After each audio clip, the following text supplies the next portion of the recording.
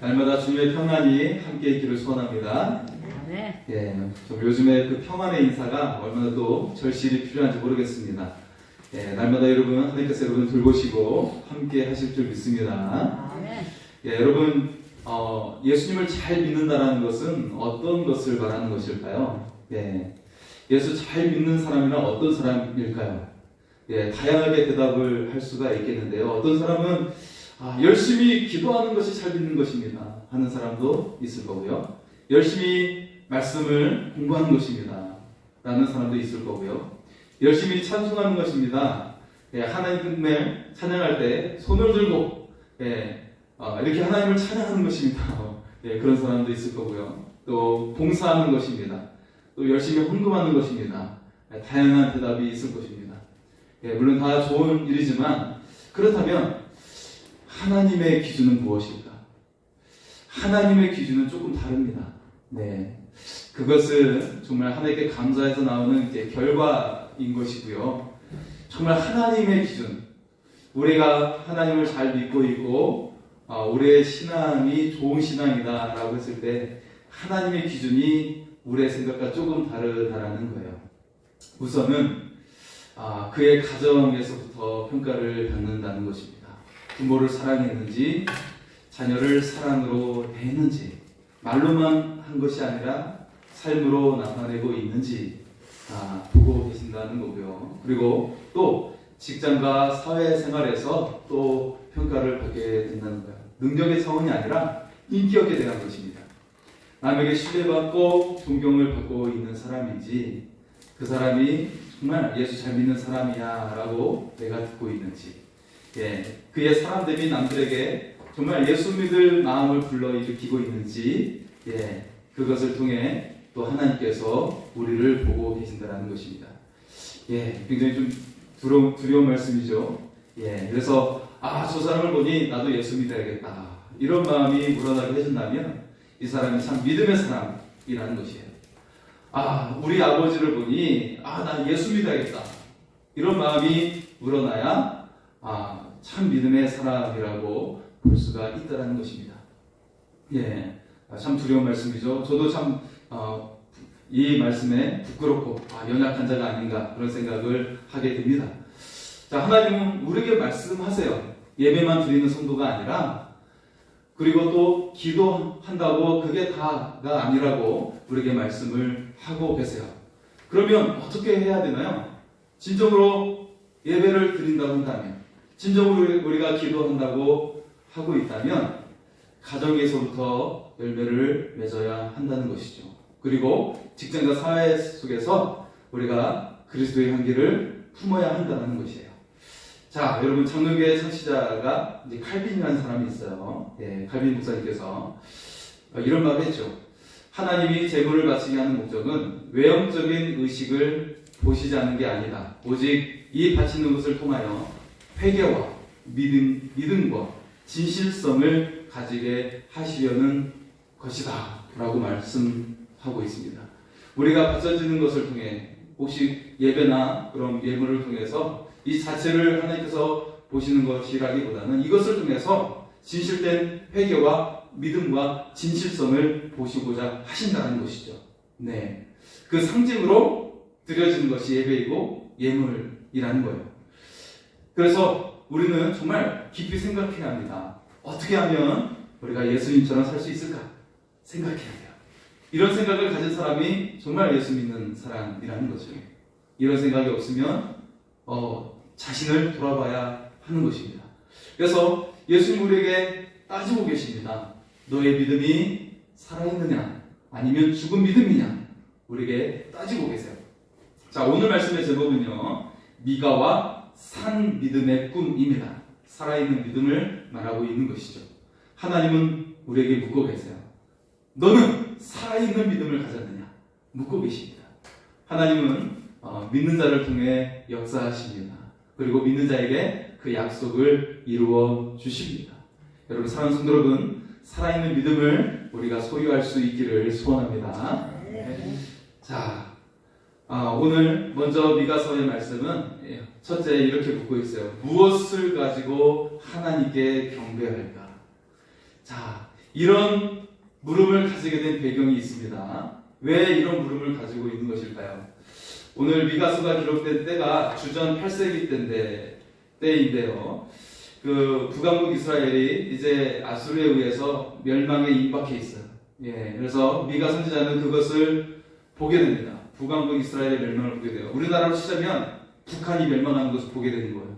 예, 그런 시기를 맞이하고 있어요. 그리고 남왕국 유다도 역시 북쪽으로는 아수르에 의해서 고통을 받고 있고 남쪽으로는 애굽에게 눈치를 보고 있어요.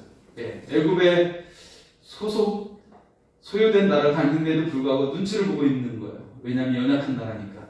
예, 그리고 이 유다라는 남왕국은 어떻습니까? 열강에 의해서 계속해서 전쟁의 위협이 내가 원하지 않아도 전쟁에 휩쓸리는 그런 상황에 놓여 있습니다. 예, 그래서 지금의 우크라이나와 같은 그런 긴장감을 계속해서 가지고 있는 나라가 바로 남왕국 유다이죠. 예, 어떻게 보면 이 이스라엘은 우리나라와 같은 우리나라도 열강에 둘러싸여 있어가지고 힘이 없는 나라가 아님에도 불구하고 계속해서 눈치를 보는 그런 상황이죠. 예. 자, 이때 이스라엘은 이 어려움을 극복하기 위해서 어떻게 했을까요? 아수르에게 조공을 바치기도 하고 또 애굽에게도 뇌물을 바치면서 눈치를 보고 있어요. 그럼에도 불구하고 그들은 돈을 받고서도 이스라엘을 억압해 나갔습니다. 점점 조여들고 있었어요. 이런 상황에서 나라는 굉장히 정치적으로 어수선했습니다. 서로 지지하는 나라로 갈라져 있었어요. 아수르파, 애굽파, 이렇게 갈라져 있는 거죠. 예. 이 고통의 상황에서 그들이 하나님을 찾는 거예요. 여러분, 내 인생의 이 복잡한 상황 속에서 여러분 어떤 일을 하십니까? 누구에게 도움을 요청하십니까? 이 인생의 복잡한 상황 속에서 하나님께 물은 거예요. 왜 나에게 이런 일이? 묻는 거예요. 자, 그런데 왜 나에게 이런 일이? 라는 질문 대신에 오늘 선지자는 하나님을 향한 진정한 믿음이 다시 일어나는 능력이 된다는 것을 믿었습니다. 그래서 하나님께 물었던 거예요. 내가 무엇을 가지고 여호와 앞에 나아가며 높으신 하나님께 경배할까? 이 고통의 상황 속에서, 이 죽음의 위기 속에서 먹을 것도 없고 나의 가족을 먹여 살릴 수도 없는 이 상황 속에서 이 삶의 돌팔구를 어떻게 헤쳐나갈까라는 질문 속에 하나님께 고백하듯이 말하고 있는 거예요. 내가 무엇을 가지고 여호와 앞에 나아갈까? 여호와께 경배할까? 묻고 있는 거예요.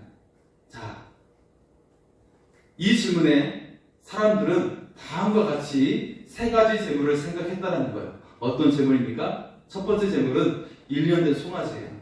이것은 가장 보통 예배드렸던 1년에 한 번 예배 하나님께 속죄물을 드렸을 때 드리는 가장 일반적인 예물입니다.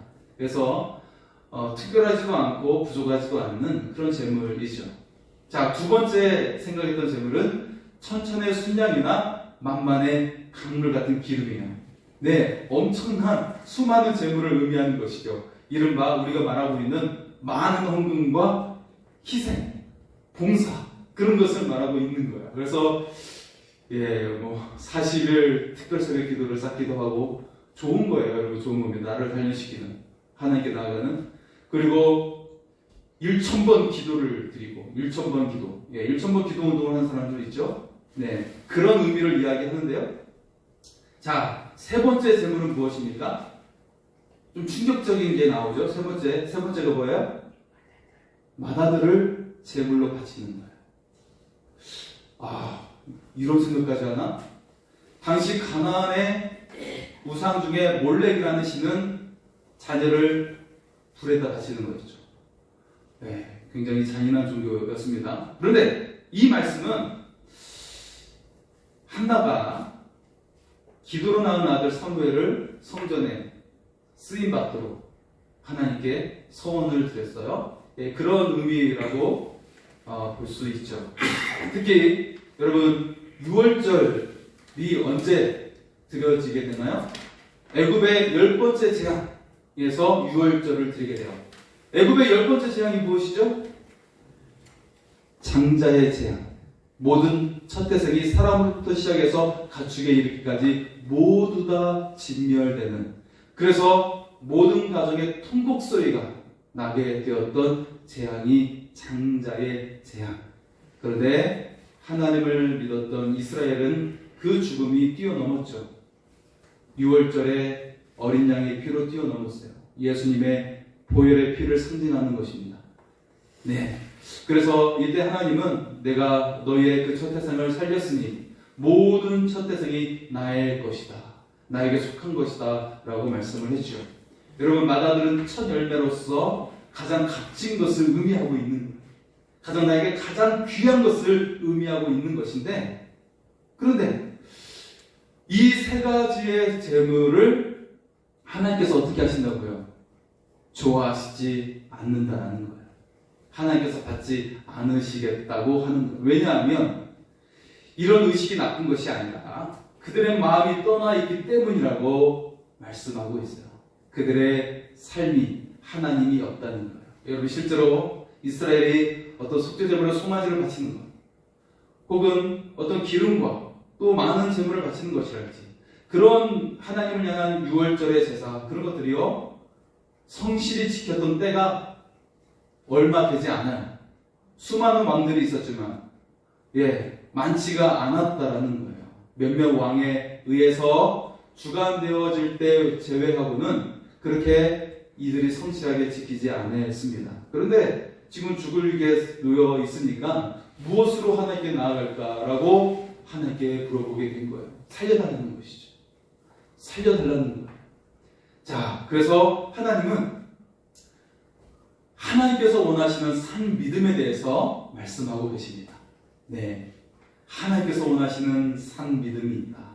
그래서 그 하나님의 소망을 우리에게 말씀하고 있어요. 우리를 향하신 하나님께서 원하시는 소망, 네, 이것이 바로 산 믿음이라고 말씀을 하고 있어요. 그것이 무엇입니까? 우리 8절의 말씀을 보겠습니다. 8절입니다. 우리 같이 한번 읽어보겠습니다. 사람아, 주께서 선한 것이 무엇임을 내게 보이셨나니 여호와께서 내게 구하시는 것은 오직 정의를 행하며 인자를 사랑하며 겸손하게 내 하나님과 함께 하는 것이 아니냐. 아멘.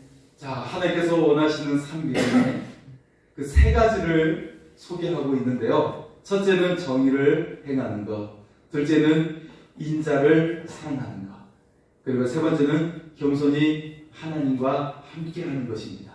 네, 그래서 정의와 인자 그리고 겸손이에요. 인자는 다른 말로 사랑이라고 할 수가 있는데요. 자, 첫째, 정의를 행하는 것이라고 말씀을 하고 있어요. 예, 의를 외치라는 이야기가 아닙니다. 의를 행하라는 거예요. 의로 살아가라는 것이죠. 자, 오늘 말씀을 좀 더 이해하려면 그 다음에 나오는 10절의 말씀을 통해 알 수가 있는데요. 10절과 11절 말씀 같이 보겠습니다. 악인의 집에 아직도 불의한 재물이 있느냐? 축소시킨 가증한 에바가 있느냐? 내가 만일 부정한 저울을 썼거나 주머니에 거짓 저울추를 두었으면 깨끗하게 했느냐? 예. 자, 저울추에 대해서 나오고 있습니다. 제가 한 번은 운전을 하고 가고 있는데 금천구였던 것 같아요. 거기에 현수막으로 저울을 측량해 줍니다 라고 이렇게 써져 있는 거예요. 예. 뭐 어떤 상인들을 향한 그런 계도, 그런 캠페인을 벌이고 있는 그 현수막을 보았는데요. 여러분, 저울은 상징하는 것이 있어요. 공의의 상징입니다. 저울은 공의의 상징인데요. 저울의 추가 정확해야 합니다. 이것이 틀리면 속이는 거예요. 사기치는 거예요. 이것을 속이면 여러분 어떻게 되죠? 그냥 보통 시장에 가면 뭐 콩나물 조금 덜 받게 되는 거죠. 예. 시장에서는 그 정도 사이밖에 나지 않겠지만 만약에 이것이 건설 현장이라면 여러분 어떻겠습니까?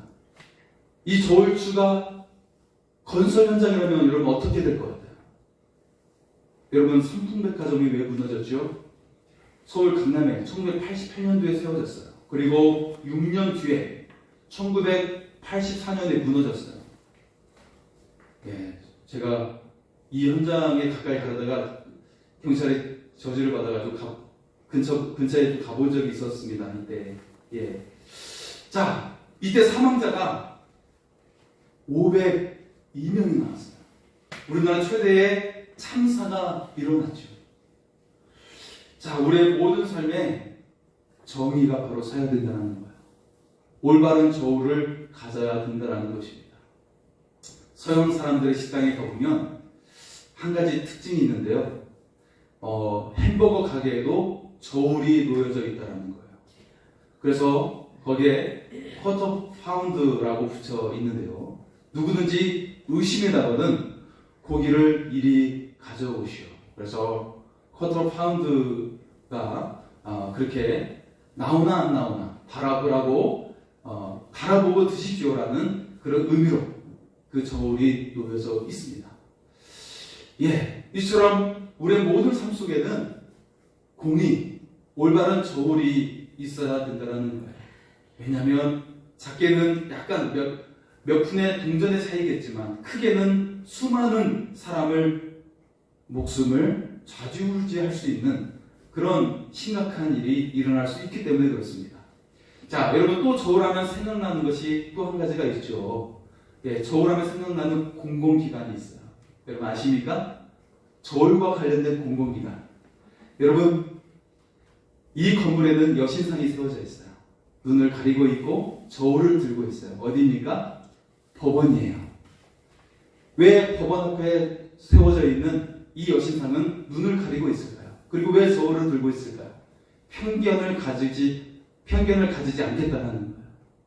내가 이 사람을 좋아하는 사람이든 좋아하지 않는 사람이든 편견을 가지지 않고 공정한 저울을 사용하겠다는 것입니다. 네, 잠언 14장 34절은 우리에게 말씀하고 있죠. 의의 나라로 영화롭게 하고 죄는 백성을 욕되게 하느니라. 올바른 저울, 올바른 공의가 세우지 않으면 나라가 위태롭게 되는 거예요. 지금 잘 살아도 결국에는 파국으로 파멸로 가게 되는 거고, 이 죄를 짓는 것이 만연하면 이 백성이 욕되게 되고 괴롭게 고통스럽게 되어진다는 것입니다. 여러분 하나님의 공의는 하나님께서 나를 보고 계신다는 거예요. 이게 하나님의 공의입니다. 하나님께서 나를 보고 계시니 나의 모든 삶이 하나님의 뜻을 따르는 것입니다. 이런 고백이 있는 것이 공의의 삶이에요. 결국 하나님께서 기뻐하시는 일을 이루는 것, 이것이 하나님의 정의입니다. 칼 알프 아이히만이라는 사람이 있어요. 그리고 어떤 사람일까요? 독일 사람이죠. 이 사람은 아우슈비츠 수용소의 부소장이었어요. 그는 평범한 직장인이었습니다. 나라를 사랑했던 평범한 사람이었는데 나라의 부르심을 받고 그는 내가 그 사랑한 그 나라의 그 부르심을 따라 성실히 수용했던 일이 무엇이었냐면 바로 아우슈비츠 수용소에서 유대인 400만 명을 학살하는 책임자가 되었어요. 수용소의 책임자가 되었던 것입니다. 단순히 수용소의 책임자의 일을 맡았는데, 행정적인 일을 맡았는데 그의 손길에 의해서 400만 명의 사람이 목숨을 잃었어요. 한 평범한 인간이 그가 무도한 살인범의 역할을 한 것입니다. 어쩌면 전쟁의 비극이라고 볼 수가 있겠죠. 자, 아이만 자신의 전범죄에 대해서 재판석에 섰을 때 이렇게 항변을 했습니다. 저는 무죄입니다. 내가 살인 행위를 방조한 것은 인정한다. 그런 의미에서 나는 신에게 죄를 지었다. 그러나 인간에게 죄를 지은 적은 없다. 그리고 내가 아닌 다른 사람이 그 직책에 있었다고 해도 유대인들의 운명이 더 나았으리라고 어떤 증거도 없다. 나는 국가의 정책을 충실하게 따랐고 국가가 나에게 요구하는 업무에 성실했을 뿐이다. 나는 그 어떤 사람도 직접적으로 살인한 적이 없다. 그런데 이 아이만의 재판을 직접 보았던 한나 아렌트라는 철학자는 이렇게 말을 했습니다.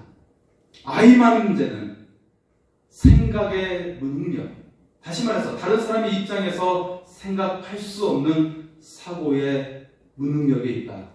그는 거짓말을 하지 않았다. 그러나 그의 사상에서는 악에 대한 감각을 전혀 찾아볼 수 없다. 그것이 그의 죄다. 아이만의 진술이 거짓은 아니죠. 자신의 손으로 살인하지는 않았죠. 그냥 행정적으로. 그리고 국가에만 충성했을 뿐이겠지만, 하지만 그의 손에 의해서 400만 명이 목숨을 잃었습니다.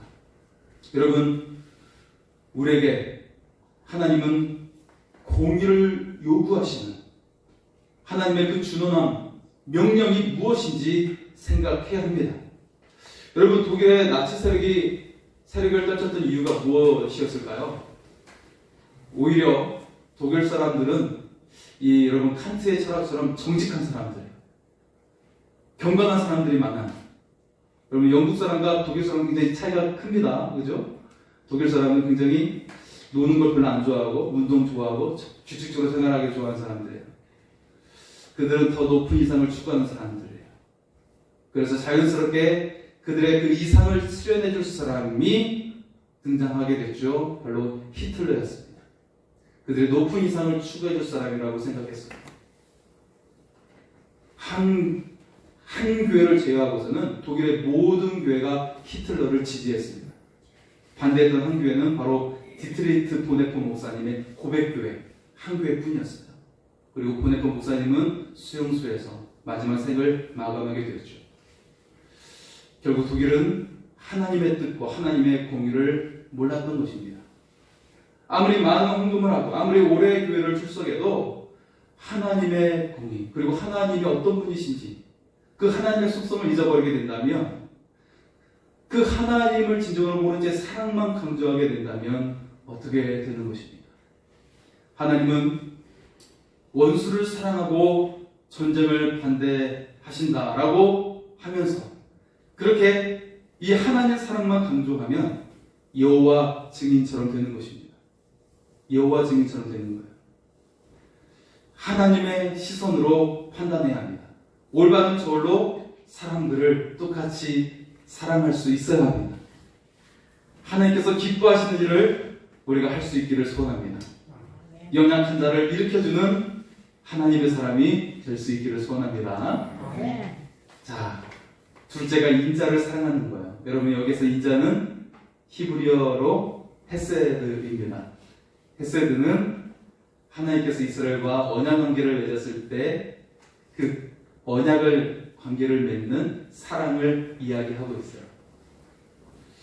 그 사랑에는 보면요, 하나님과 아브라함이 이렇게 서 있는데 거기에 횃불이 지나가죠. 그래서 그 사이에 있는 가축을 다 태워요. 근데 그 사이에 하나님만 지나가시고 아브라함은 지나가지 않아요. 이게 무엇을 이야기하고 있죠? 이 언약을 아브라함, 너는 책임이 없어. 내가 책임을 지고 지킬 거야 라는 의미예요. 아브라함, 너는 다른 거 할 일 없어. 할 필요 없어. 내가 책임질 거야 라는 의미를 가지고 있는 거예요. 하나님께서 성실히 이것을 이루어 주겠다는 말이야. 너는 다만 내 안에 거하라. 여러분, 하나님께서 우리에게 요구하시는 신앙은요, 특별한 것이 없어요. 그냥 하나님 안에 거하면 되는 것입니다. 하나님을 떠나는 것은 죄예요. 그냥 하나님 안에 거하면 되는 것입니다. 여러분, 가족이 어떤 게 가족입니까? 같이 사랑을 나누며 사랑하는 것, 관계를 맺으며 사랑하는 것. 이 관계를 끊으면 안 되는 것이죠. 관계를 끊고 나가면 멀리 연락도 하지 않은 채 지내면 이건 가족이 아닌 거죠. 아픔인 거예요. 상처인 거예요. 하나님은 우리에게 원하시는 것은 내 안에 거하는 거예요. 그리고 이 사랑으로 이웃을 사랑하는 거예요. 헤세드의 사랑으로, 이처럼 하나님께서 우리를 사랑하신 그 헤세드의 사랑으로 이웃을 사랑하는 것입니다. 그래서 인자를 사랑하는 것은 이 하나님의 그 사랑으로 이웃을 사랑하는 것이죠. 그래서 예수님은 하나님을 사랑하라고 하시면서 둘째도 그와 같다고 하시면서 이웃을 내 자신처럼 사랑하라고 말씀을 하고 있어요. 하나님을 사랑하는 것과 동등되게 이웃을 사랑하라고 그 가치를 똑같이 두셨어요. 이것이 바로 우리에게 예수님께서 원하시는 이웃을 향한 사랑이에요. 예. 여러분, 누구나 사랑을 말할 수가 있죠. 그런데 어떻게 사랑할지가 중요합니다. 헤세드는 큰 사랑을 말하는 것이죠. 어른스러운 사랑을 말하는 거예요. 창조적이고 능동적인 사랑을 말하는 것입니다. 당신이 이거 줬으니까 준 대로 사랑하는 것이 아니라 그냥 주는 사랑, 어머니의 사랑을 말하는 거예요. 이게 바로 헤세드 사랑이에요. 내가 줬는데 안 줘? 라고 불쾌감을 느끼는 것이 아니라 나에게 주지 않아도 그냥 사랑하는 거예요. 나는 용서했는데 당신은 나에게 이렇게 억울한 일을 하게 해? 그래도 사랑하는 것. 그게 헤세드의 사랑이에요. 네, 아버지가 아들을 사랑하는 그 사랑이 헤세드의 사랑이에요. 예, 우리의 육신적인 아버지가 아니라 여러분 탕자의 아버지처럼 재산을 다 쓰고 거지의 몰골로 왔지만 안아준 사랑, 그 아버지의 사랑으로 사랑하는 것이 헤세드의 사랑입니다. 어머니가 갓난아기를 돌보고 위해주는 사랑. 예, 갓난아기가 뭐 잘해서 여러분 사랑을 베푸나요? 예, 먹을 것을 주고 젖을 물리고 지저귀를 갈아주고 옷을 입혀주고. 갓난아기가 뭘 잘해서 성공해서 똑똑해서 그렇게 해줍니까? 아니죠. 내가 낳은 아이이고 나의 자녀이기 때문에 그렇게 하지 않습니까? 그런 사랑으로 사랑하는 거예요. 공부를 잘했다고 성공했다고 그래서 하는 것이 아니라는 것이에요. 이처럼 갓난아기를 돌보주듯이 오래오래 기다려주는 것이 바로 헤세드의 사랑입니다. 너그럽게 용서하고 품어주는 것. 그 사랑으로 우리가 서로 사랑하라는 거예요. 비판도 좋습니다. 징계도 좋습니다. 중요한 것은 거기에 사랑이 깃들어 있어야 한다는 것입니다. 사랑으로 꾸짖으면 여러분 누가 듣지 않겠습니까? 가령 여러분 반려견이 있다고 해보세요. 만약 강아지에게 부드러운 말을 하면서 너 싫어 하면 여러분 강아지가 어떻게 할까요? 좋다고 꼬리를 치고 있어요. 그런데 반대로 무섭게 인상을 쓰면서 소리치면서 사랑해! 그러면 여러분 어떻게 될까요? 강아지가 으르렁 짖어대는 겁니다. 예, 으르렁거리는 거예요. 예. 여러분 사람의 언어는 실제 말은 16%의 영향이고 우리의 몸과 얼굴에서 나오는 이 제스처가 80%를 차지하는 것입니다. 지실 때 마음이 우리의 얼굴과 몸에서 나오게 된다는 거예요. 진실 때 언어는 우리의 몸에서 나오게 되는 것입니다. 여러분 가정에서 진실된 사랑을 나누어야 합니다. 그리고 이웃들과 그리고 직장에서도 진실된 사랑을 나누어야 합니다. 그래서 진정한 그리스도의 향기를 발할 수 있기를 소원합니다. 하나님의 사랑을 우리가 드러내는 전하는 하나님의 사람이 될 수 있기를 소원합니다. 마지막으로 겸손이 하나님과 함께하는 것이죠. 여러분 겸손에는 두 가지 자세가 포함되어 있는데요. 첫째는 하나님 앞에서 나는 아무런 가치가 없습니다. 그런 뜻이고요.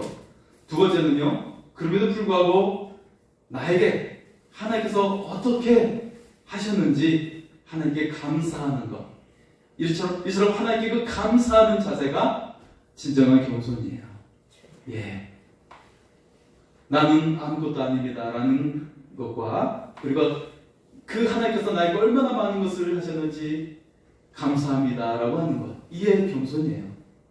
그래서 진정한 겸손은 하나님 앞에서 내가 어떤 존재인지를 알고 하나님께 합당하게 살아가는 것. 그것이 겸손입니다. 한 목사님의 경험을 한번 같이 나누고자 합니다. 교회 주변에 가끔씩 나타나는 나병 환자가 있었어요. 한 번은 토요일 아침에 목욕을 하고 이제 주일을 위해서 목욕을 하고 나오는데 그와 마주치게 되었어요. 네, 오랜만에 그와 마주치게 되니까 그가 굉장히 반가워하면서 목사님께 말하는 거예요. 목사님! 너무나도 반가워요. 이렇게 오랜만에 보게 되네요. 오랜만에 봤으니 좀 두둑이 좀 도와주세요. 그래서 주머니를 뒤져보니까 목욕탕 비용만 다 내고 와가지고 주머니 아무것도 없는 거예요. 그래서 정중하게 아이고 참 아무것도 없네요. 어쩌지요? 라고 말을 하는데 그랬더니 그는 그러시지 말고 좀 도와주세요 목사님 하면서 물러서지 않는 거예요. 예, 여러분 목사님의 말씀도 믿지 않는 거죠. 예, 한우수 없이 목사님은 그 사람을 좀 더 가까이 오라고 하고, 그리고 방금 씻고 나온 그 손으로 그 남녀 환자의 손을 덥석 잡아주었어요. 진물이 나는 그 손을 잡아준 거예요. 그러면서도 그에게 소리를 쳤어요. 정말 없다고요! 네. 그때 이 사람이 예, 목사님 정말 고맙습니다. 돈을 얻은 것보다 더 기분이 좋아요, 목사님. 감사합니다. 감사합니다.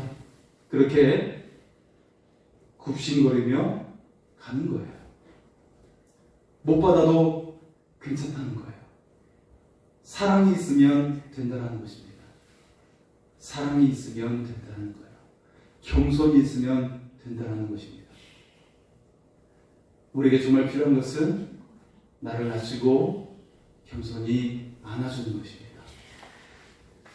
여러분, 링컨 대통령은 남북전쟁 때 마음을 써야 할 일들이 너무나도 많았죠.